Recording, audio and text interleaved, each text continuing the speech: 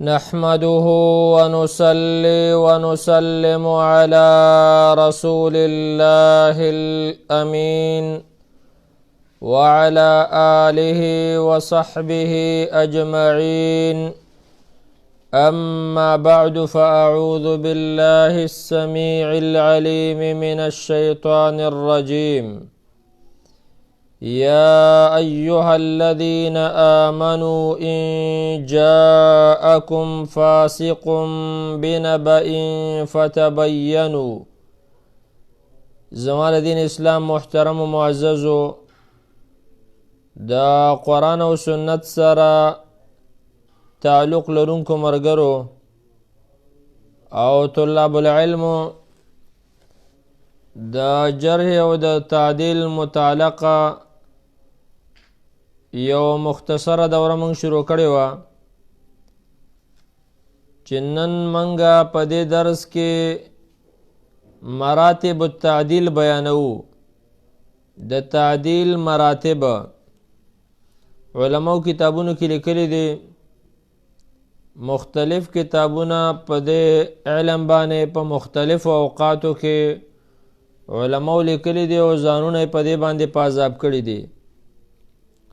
نو هر هغه څوک چې هغه د جرح او د تعدیل د علم طالب العلم وي، هغه له پکار دي چې هغه په مراتبو د تعدیل باندې په الفاظو او په اوصافو د تعدیل باندې ځان پوهه کړي.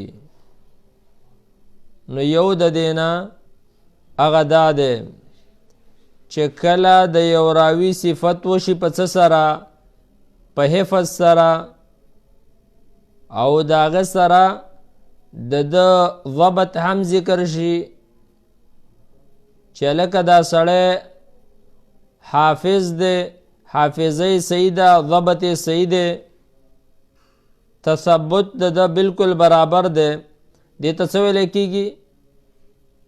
الثقة الحافظ. دې ته ثقه حافظ وایي. دارنګه وثبت الحجه، وثبت الحجه، وثقة المتقن، وثقة الثقه، چې دا هغه اعلی درجات د تعدیل دي. هر هغه راوي چې هغه موصوف په حفظ سره د شدت د ضبط نه چې لکه د حافظه بالکل برابره ده، نو داسې راوي ائمة الحدیث موصوف کوي په څه سره؟ ثقة حافظ سره، چې دا ثقه حافظ دی، یا الثبت الحجه، یا ثقة المتقن، یا ثقة الثقه، چې دا اعلی درجات د تعدیل دي. او کم راوي چې هغه موصوف په دې صفاتو سره و، نو د علماو په دې باندې اجماع ده چې د ده په روایت باندې احتجاج کولی شي او د ده نه به تعدد د اسانیدو برداشت کېدلی شي. یعنی که یو ثقه حافظ دی یا یو راوي دی چې هغه موصوف دی په ثقة ثقه سره او د په د یو روایت د پاره د مختلف سندونه ذکر کړه، نو دا به موږ د ده نه قبلو. په دې به حکم د اضطراب نه لګو چې یاره دا روایت کې اضطراب دی. نو کله چې دا یو حدیث په اکثر د یو سند باندې ذکر کی، نو د ده نه به دا قبلېدلی شي. دا اولنی او اعلی مرتبه د تعدیل ده چې کله یو راوي په دغه صفاتو باندې موصوف شي. د دې نه لاندې دویمه مرتبه چې هغه ته ویلی کېږي ثقه. یو راوي دی هغه ائمة الحدیثو موصوف که په صفت د ثقه سره، صرف ثقه یې ورته ویو. ګوره مخکې څه شی و؟ مخکې ثقة حافظ و، یا ثبت الحجه، یا ثقة المتقن، یا ثقه.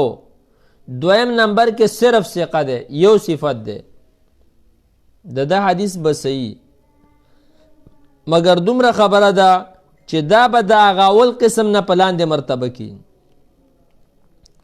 او داسې راوي ومثل هذا الراوي لا يحتمل تعدد الاسانید عنه، د داسې راوي نه به تعدد د اسانیدو نشي برداشت کېدلی.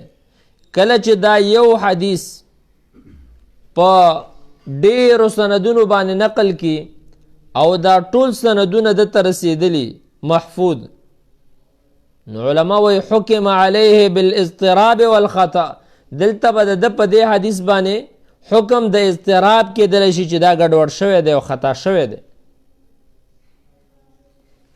دریم نمبر کې کم راوي چې هغه موصوب شي په صدوقون سره، او خاص کر په نزد د علامه ابن حجر رحمه الله یا یو راوي دی د هغه په باره کې وویلی شي چې لیس به بأس، نو حدیث د دې قسم هغې ته ویلی کېږي جید یا حسن.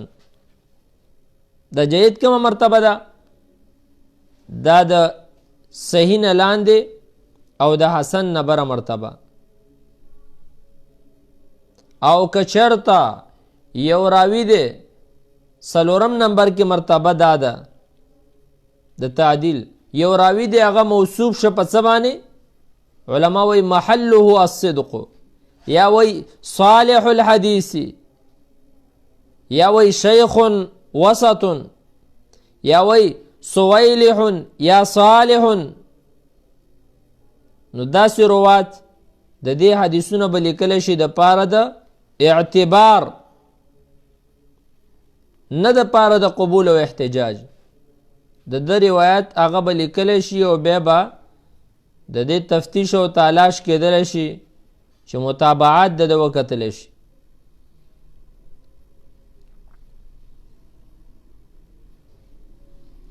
بیا کله دا اوصاف د یو عالم نه بل عالم ته بدلیږي، یو عالم به د ثقه لفظ نه یو معنی اخلي بل مقصد اغستی، لکه دا به وروسته موږ ذکر کو.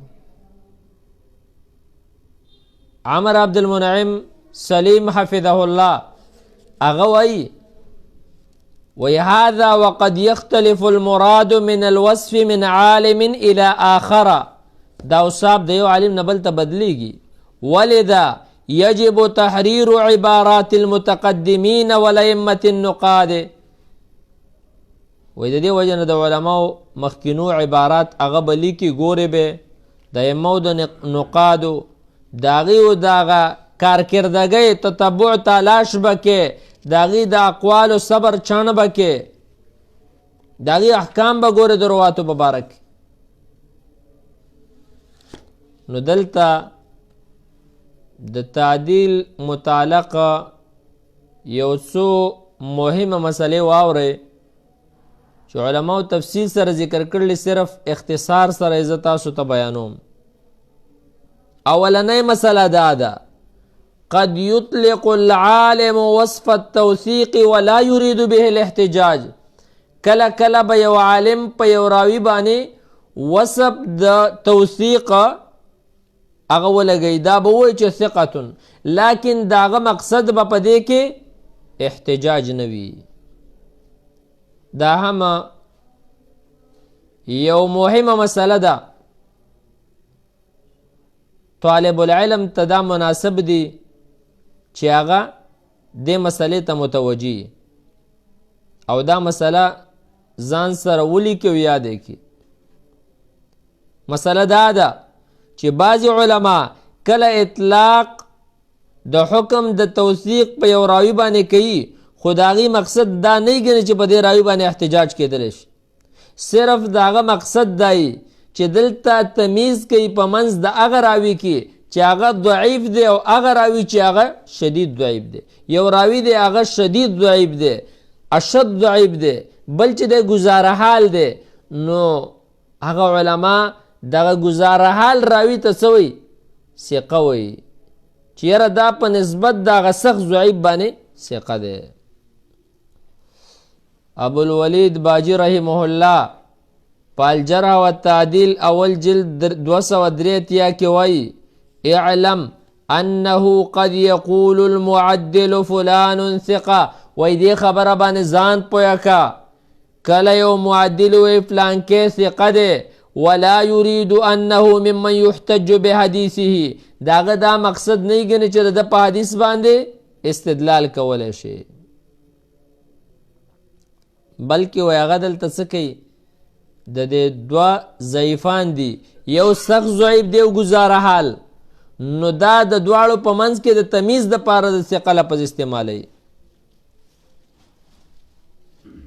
دوری د یحیی ابن معین نه نقل کړي دي چې د هغه نه د محمد ابن اسحاق په باره کې تپوس وشو او د موسی ابن عبیدة الربدي په باره کې چا ورته ویل ایهما احب الیک، دې کې تا ته کم یو خوښ دی؟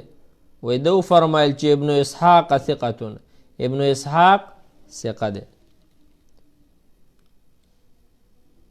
بیا د محمد ابن اسحاق په باره کې د امام احمد نه ځان له تپوس شوی چې محمد ابن اسحاق څنګه دی، نو ده ویلي صدوق وليس بحجه، صدوق وليس بحجه، صدوق دی خو د ده په روایت باندې وی استدلال نشي کولی. ګوره یو طرف ته ورته ثقه وی، بل طرف ته په هغه باندې جرح کوي.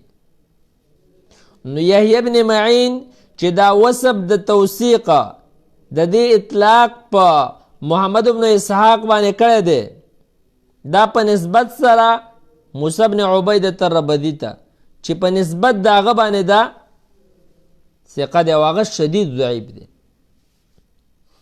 او دغه شانتې یحیی ابن معین ډیر کرته یو راوي په هغه باندې اطلاق او وصف د ثقه ورته استعمالی، داغه مقصد دلته صرف عدالتی چې یاره د عدالت برابر دی په غیر د ضبط نه. او دا خبره به اله سړي ته معلومه شي چې کله د یحیی ابن معین رحمه الله د هغه د خبرو تتبع وکړي د یو راوي په باره کې چې جمهور به یو خبره کړي ده به بدله خبره کړي، نو الته د یحیی ابن معین خبر هم د جمهور خبره خود هغه اصطلاح جدای. یو مسله به دا ځان سره یاده کړي. دویمه اهمه مسله دا ده قد يصف العالم حديثا بالصحة ولا يريد به أنه مما يحتج به. کله کله به یو عالم په یو حدیث باندې حکم د صحت ولګي چې دا صحیح دی، خو د هغه دا مقصد نه ګڼي په دې حدیث باندې احتجاج کولی شي، یعنی دا د صحت نه غیر اصطلاحي معنی اخلي، اصطلاحي معنی نه علي. عمر عبدالمنعم سلیم حفظه الله د دې دپاره یو درې امثله ذکر کړي دي، منګ به دلته صرف یو مثال بیان کو. هغه دا ابو سلط الحیروي چې عبدالسلام ابن صالح د نوم و، دا وی حدثنا ابو معاویه عن الاعمش عن مجاهد عن ابن عباس مرفوعا. دا سند ذکر کوي عبدالله ابن عباس رضی الله دا سند مرفوع کړی نبی علیہ السلام ته. نبی علیہ السلام ویل چې انا مدینه العلم وعلی بابها، زه د علم کلی یم، د علم مدینه یم او علی دروازه ده. نو د ابوالقاسم ابن عبدالرحمن الانباری هغه وایي سألت یحیی ابن معین عن هذا الحدیث، ما د یحیی ابن معین نه د دې حدیث په باره کې تپوس وکړه چې دا حدیث څنګه دی، هغه راته ویل چې صحیح دی. حالانکه ابو سلط الحیروي ضعیف جدا کذاب متهم، دا ضعیف دی، سخت دروغجن و، متهم په دروغو سره و. دارنګه ابو معاویه دا هم شیعی و.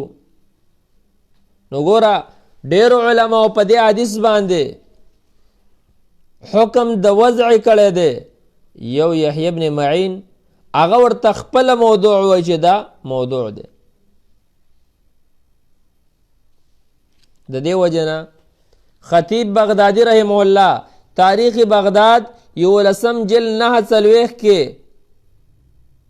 په دې روایت باندې تعقب کړی دی او دای ویلی دی وی اراد بهذا د یحیی ابن معین په دې خبره تعقب کړی دی او دای ویلی دی چې اراد بهذا انه صحیح من حدیث ابي معاویه. وی د یحیی ابن معین مقصد دا دی چې دا روایت صحیح دی د حدیث د ابي معاویه نه وليس بباطل باطل نه دی اذ قد رواه غیر واحد عنه ځکه نور خلقم نقل کړی دی. نو فهو بهذا اطلق هذا الوصف بمعنى انه محفوظ من وجه. دلته د یحیی ابن معین مقصد دا دی چې دا حدیث صحیح دی یعنی دا په بل سند سره صحیح دی. دا په بل سند سره صحیح دی. لا ان المتن صحیح دا نه ګڼي چې متن صحیح دی. ولې وایي ځکه همدا روایت ابن ابي حاتم په جرح او تعدیل کې راوړی دی په صحیح سند سره د یحیی ابن معین نه چې هغه وایي حدیث لیس له اصل. داسې حدیث دی چې د اصل نشته. او کله وایي هذا حدیث کذب لیس له اصل دا دروغ دی اصل نشته. خلاصه دا طالب العلم د پاره لابودی ده د اعتبار د وصف د تصحیح نه چې کله د دې اطلاق وشي د یو حدیث په باره کې په کار ده چې هغه دا وګوري او دا هغه تحقیق وکي. عمر عبدالمنعم سلیم حفظه الله هغه وی والذي نخلص الیه خلاصه خبره داده انه لا بد لطالب العلم خلاصه نشته د پاره د طالب العلم من اعتبار وصف التصحیح د معتبر کولو د وصف د تصحیح نه اذا اطلق چې کله دغه اطلاق وشي بالنسبه الى من تکلم په نسبت سره هغه چاته چې هغه کلام کوي فی نفس الحدیث بالطعن په نفس حدیث کې په طعن سره ومعرفة هل هذا من قبيل الاختلاف بين العلماء في التصحيح والتضعيف او پیژندل د دې چې دا د قبیله د اختلاف نه دی په منځ د علماو کې په تصحیح او تضعیف کې ام ان وصف التصحیح اريد به شيء اخر غیر الاصطلاح او کنا دلته د وصف د تصحیح نه مراد غیر اصطلاحي معنی ده. یعنی طالب العلم ته د خبره ته توجه پکار ده. دریمه مسله هغه دا ده اطلاق المتقدمين وصف الحسن على حديث لا يلزم منه الاحتجاج به او عدالة رواته. کله کله متقدمین علماء اطلاق د وصف د حسن په یو حدیث باندې وکي دا غنه دا نه لازمیږي چې غنه په دې حدیث باندې احتجاج کولای شي یا د روات غنه دا ټول د دې عدالت برابر دی. د دې ډېر مثالونه دي. یو مثال هغه دا دی حدیث د عمر ابن الخطاب رضی الله عنه دی مرفوعا و انی ممسکم بحجزکم عن النار. نبی علیہ السلام و عزت تاسو بندوما اسارومم د بڑی نمرانیسم د ورنا. علی ابن المدینی رحمه الله فرمای علالو کې هذا حدیث حسن الاسناد و دا حدیث حسن الاسناد ده. وحفص ابن حمید حفص ابن حمید چې دا یو راوی د دې حدیث د سند نه ده دا مجهول ده. والا اعلم احدا روى عنه الا يعقوب القميه ددنه ما ته څوک معلوم نه ده په غیر د یعقوب قمی نه چې هغه روایت نقل کړي. ولم نجد هذا الحديث عن عمر الا من هذا الطريق. د عمر رضی الله عنه صرف پام دغه سند نقل له شواهد نشته او اهل حجاز چې نقل کوي نو هغه په روایت د ابو هريره رضی الله عنه باندې. دارنګه یعقوب بن شیبه هغه وای په خپل مسند کې وهو حدیث حسن الاسناد غیر ان فی اسناده رجلا مجهولا، وای دا حدیث حسن الاسناد ده خو دومره ده چې یاره د په سند کې یو سړی دی چې هغه مجهول دی. نو ګوره متقدمین علماو اطلاق د وصف د حسن په ضعیف حدیث باندې کړی دی. نو داسې نه ده ګنې چې یو حدیث ته متقدمین علما حسن وی او ته دا وی چې لکه دا قابل احتجاج دی یا د دې حدیث د سند روات هغه بګنې عدولی. علامه ابن عبد البر النمری رحمه الله په خپل کتاب کې جامع بیان العلم وفضله من سره دا کتاب پروت دی. هغه کې وایي حدیث د معاذ بن جبل رضی الله عنه دی مرفوعا ويتعلم العلم، نبی علیہ السلام وی علم زده کوي فإن تعلمه لله خشیه، د علم زده کول د الله د پاره د یره د طلب و طلبه عباده. علامه ابن عبد البر وی هو حدیث حسن جدا، ګوره دې حدیث تاغه څه وی حسن جدا، خود بیرسته ولكن ليس له اسناد قوي، سند قوي نه ده. نو ګوره ضعیف حدیث ته حسن ویو کنه. د دې وجنه عراقی رحم الله وی په تقیید کې التقیید والازاح د مقدمه ابن صلاح باندې چې هغه کم لیکل کړی دي وی اراد بالحسن حسن اللفظ قطع، دلته مراد د دیو په حسن سره چی شه دی چې یو ضعیف ته حسن وی معنی څه وی الفاظ یې ښه دي.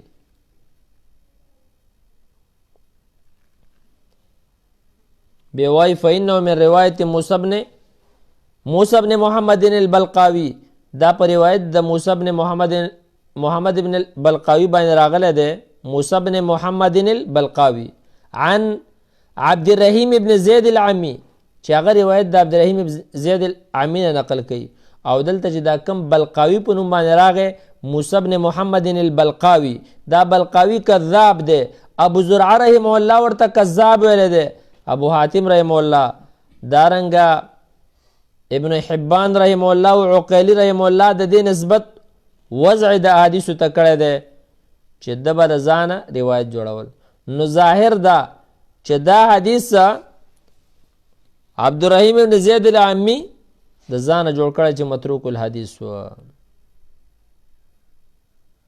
او کله کله داسې کیږي یو حدیث به صحیح هغه ورته حسن وي، اب بالکل صحیح حدیث خو دیو په اطلاق ده حسن کړي.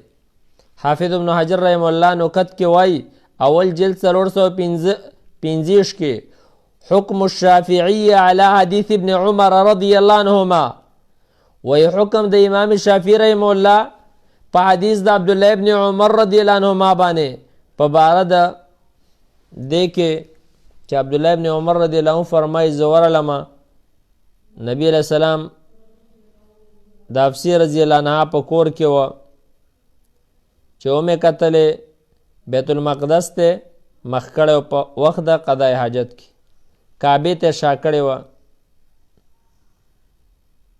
نو امام شافعی رحم الله په دې حدیث باندې حکم د څه لګی د حسن لګی، حالان کې دا صحیح حدیث دی او متفق علی صحته دی. خو دلته د امام شافعی رحم الله مقصد هغه اصطلاحي صحیح نه دی چې کوم علماء ذکر کړی دی او هغه د پاره 15 شرطونه ذکر کړل. نو ور سره بل خبره اهم هغه دا واوري مراتب المعدلین، د معدلین مراتب واوره.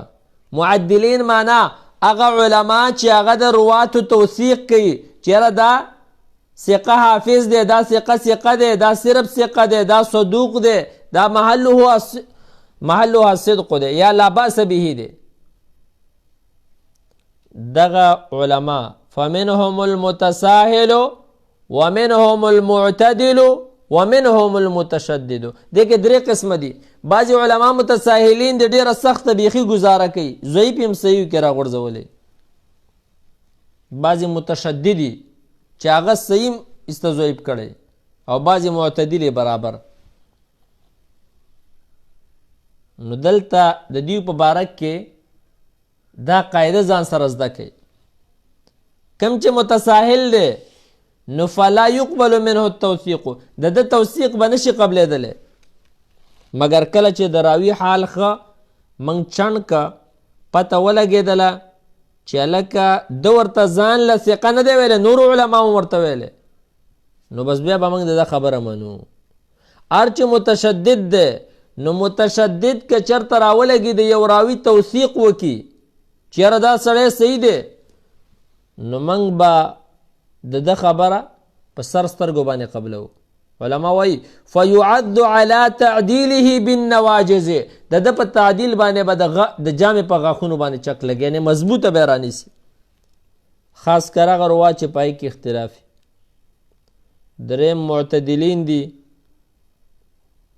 معتدل د ده توثیق به بالکل قبلېدلی شي، دا به نه رد کې، اله به رد کې که چېرته د جمهورو خلاف راغی. جمهور یو خبره کوي، معتدل بله خبره کوي، بیا به موږ د جمهورو خبره منو. یا یو معتدل دی هغه د یو راوي توثیق وکړو، بالمقابل په هغه راوي باندې جرح مفسره وه، بیا به موږ د معتدل خبره نه منو. اوس کم علما دي چې هغه متساهل دي، کم علما دي چې هغه معتدل دي، او کم علما دي چې متشدد دي. نو هغه علما چې موصوف په تساهل سره دي، اول امام محمد ابن اسحاق ابن خزیمه رحمه الله دی. ابن خزیمه چې ورته وایي، کتاب هم لیکلی کن صحیح ابن خزیمه، دا متساهل و. دویم د ده شاګرد ابو حاتم ابن حبان رحمه الله، دا دواړه ډیر کرته هغه روات چې هغه مستور دي په هغې عام حکم د صحت او د توثیق لګولی. هغه دا وایي یو راوي دی جرح او تعدیل پې نشته، ابن حبان رحم الله دا رایې د هغه وایي بس دا ثقه دی، ځکه نه پې چا نه بد ویل دی او نه یې چا صفت کړی دی، بس وایي دا صحیح دی که نه. وایي ځکه مخکې موږ دا ویلي وایي الله موږ په دې نه مکلف کړی چې موږ به چا د پټو کارونو پسې ګرځو، بس ظاهر باندې فیصله کوي. لیکن دلته خو ټیک ده، تا یو طرف ته وکتل عدالت ته خو ضبط جانب یې پاتې دی، د هغه نه تغافل راغی. او د راوي په حالاتو کې به موږ دواړه طرفونه ګورو، هم به ضبط ته ګورو هم به عدالت ته ګورو. دریم نمبر کې ابن حبان رحمه الله نه لاندې حاکم رحمه الله دی، ابو عبدالله صاحب د مستدرک، او خاص کر په مستدرک کې د تساهل کړی دی په ډېرو روایتو کې، تر دې چې د په خپل کتاب کې موضوع روایت هم راوړي. ډېر ضعیفان او ډېر ضعیف روایات د حاکم رحم الله په کتاب کې راغلي، نو هغه را لګېدلی ایسته هغه صحیح کړي دي. د دې وجې نه امام ذهبي رحم الله چې کله په امام حاکم رحم الله د هغه په مستدرک باندې هغه کم تعلیق کړی دی، نو په هغه کې ډیر روایت د ضعاف هغه ته جدا کړي دي، او کم کې چې وسه برابر وي نو هلته وایي اکثر علما داسې لیکي صححه الحاکم ووافقه الذهبي، حاکم صحیح کړی دی، امام ذهبي ورسره په موافقه کړله، یعنی هغه مرتبه صحیح ویلي. نو حاکم رحم الله چې ډېر ضعاف وته او حتی چې موضوع ته صحیح ویلي، د هغه وجه څه وه متساهل و ده. دارنګه دارقطني رحم الله د ده نسبت هم علماو تساهل ته کړی دی، مګر د ابن حبان نه د ده حال بیا په تساهل کې ښه دی لږه. دارنګ بیهقي رحم الله امام ذهبي د ده نسبت هم تساهل ته کړی چې دا متساهل و. نو متساهلین وپېژنده، یو ابن خزیمه دی، یو ابن حبان، یو حاکم، یو دارقطني او یو بیهقي، او شپږم نمبر کې ابن عدي، په دې کې هم تساهل دی. د کتاب لیکلی الکامل فی الضعفاء په نوم باندې. نو دا هم رالګېدلی د ډېر کارت یو منکر روایت به د صحیح کړی. نو دا شپږ کسان متساهلینو کې دا به یاد ساتئ. او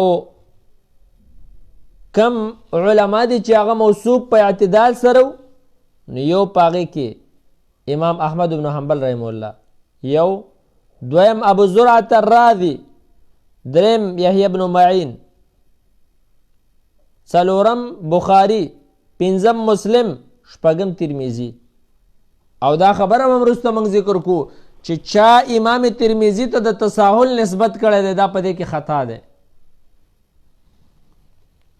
او هغه علما چې هغه موصوف په تشدد سره دي، ابو حاتم الرازي رحمه الله متشدد و، دویم جوجانی، دریم امام نسائی، او چا یحیی ابن معین هم یاد کړی دی.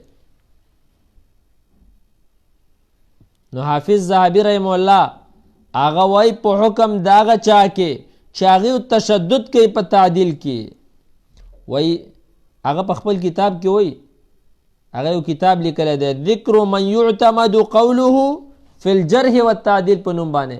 هغې کې وای فهذا اذا وثق شخصا فعض على قوله بناجزيك وتمسك بتوثيقه. وای کله چې متشدد عالم ډېر سخت دی په اسانۍ چاته ښه سړی نه وي، په اسانۍ چا صفت نه کوي، چې در کله د چا صفت وکړه دا به بیخي په سر سترګو باندې راخلي، دې کې به بیا چونچې را نه کې.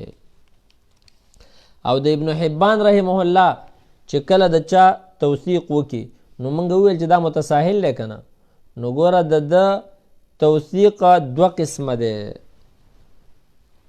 یو دا بعضې روات په فهرست د ثقاتو کې دراول دي چې ډېر مستور الحال مجهول د ورته ثقه ویلی دی، نو داسې صورت کې به موږ د توثیق نه قبلو. دا کتاب هم لیکلی دی کتاب الثقات د ابن حبان، دا ثقه روات په دې کې ذکر کوي. نو یو دا د ثقو یو لیست ذکر کوي، بس همداسې وایي ثقه دی دومره وایي. یو دا دی چې دا تصریح په توثیق سره وکړي، داسې وایي کان متقنا د یو راوي په باره کې وایي، یا وایي چې مستقیم الحدیثي، نو دا به بالکل قبلېدلی شي. دا د نورو ائمو د توثیق نه کم نه دی ګوره، بلکې د هغې نه علما وایي ډېر مضبوط دی. دویم دا یو سړی دی او هغه د امام ابن حبان رحمه الله د استادانو نه د هغه سره کېناسته او ابن حبان هغه په ثقاتو کې راوړي، بیا به مولا خبره منې توثیق. دریم دا چې یو کس دی هغه معروف دی په کثرت الحدیث سره ډېر روایت ته نقل لی، ابن حبان رحم الله د په روایتو خبر و، د ورته ثقه وي، بیا هم د توثیق منلی کېږي.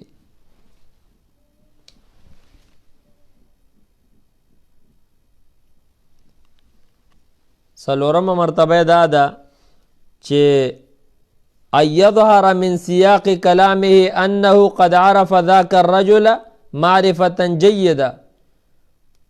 د خبرو د سیاق نه دا معلومه کی چې یاره دا سړی بالکل پیژندلی دی او پنځم د دې نه لاندې دی.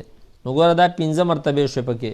نو په دې وجه باندې علما وایي کومه چې اولنۍ مرتبه ده چې ابن حبان رحم الله د یو راوي په باره کې وایي چې یا کان متقنا یا وایي مستقیم الحدیثي، نو لا تقل عن توثیق غیره من الائمه، دا توثیق د نور ائمو نه کم نه دی، بلکې کله کله وایي دا غنم دا توثیق مضبوط دی. دا دویم چې دی چې یو کس د شیوخ و استادانو نه دی او دا ثقاتو کې راوړي، وایي دام قریب منها دام هغه ته نږدې دی. دریمه چې یو راوي دی هغه معروف دی په کثرت الحدیث سره، د ابن حبان رحم الله د هغه په روایتو خبر و، نو هغه په ثقاتو کې راوړی دی، نو دریم نمبر کې دا مقبول دی. او څلورمه چې د هغه د سیاق د کلام نه دا معلومه شي چې یاره ابن حبان دا سړی پیژنده، نو د هغه مرتبه دا ده چې دې ته صالح وی به. او پنځمه چې د دې نه لاندې نو داسې مرتبه دا به خالی نه وي د خلل نه. په دې وجه باندې حامر عبدالمنعم سلیم حفظه الله وی وإذا اطلق ابن حبان وصف يخطئ على الراوي، کله چې ابن حبان رحمه الله وصف د یخطئو په یو راوي باندې اطلاق وکي او دا راوي کثیر الحدیث وي یا س جمله د احادیثو نقل کړي، نو ته پوه شه انه قد صبر حاله چې دی ابن حبان د حالات کتلی دي. او کله چې دا اطلاق وکي په هغه چا باندې چې لا يعرف له الا حدیث، صرف یو حدیث یا دو حدیث ولا پیجنی، وی بیا به د قول ته اعتبار نه ورکې مگر په طریقه د جرح الا على سبیل الجرح. او پنځمه طبقه هغه چې د معلمی رحمه الله ذکر کړی ده، والطبقة الخامسة التي ذكرها المعلمي عامتها إن لم يكن كلها مجاهيل فلا يعتبر بتوثيقه لهم. پنځمه طبقه وای چې هغه معلمی رحم الله ذکر کړی ده که ټول مجاهیل وای اگر که ټول مجاهیل نه خو بیا هم د په توثیق باندې به اعتبار نشي کېدلی. خلاصه خبره دا ده چې د ابن حبان رحمه الله چې کله د یو راوي توثیق وکي نو د هغه تحقیق به کېدلی شي، ځکه چې دا د متساهلینو نه ډېر کرته ضعاف په هغې باندې د هم هغه ته وصف د توثیق ورکړی او هغه ته ثقه ویلی، حالانکې هغه به ضعیفي. وصلی الله وسلم علی نبینا محمد صلی الله علیه وسلم. دا د تعدیل متعلق یو څو خبرې ورپسې به انشاءالله مراتب الجرح کې مختصر یو څو خبرې ذکر شي، او د هغې نه وروسته به د جرح او د تعدیل د کتابونو یو مختصره مکتبه موږ ستاسو مخې ته وړاندې کړو. نو انشاءالله تعالی بیا به وروسته د میراثو یو مختصره دوره شپږو ورځو کې ذکر کو او ستاسو مخې ته به درس کو انشاءالله تعالی. وصلی الله وسلم علی نبینا محمد صلی الله علیه وسلم.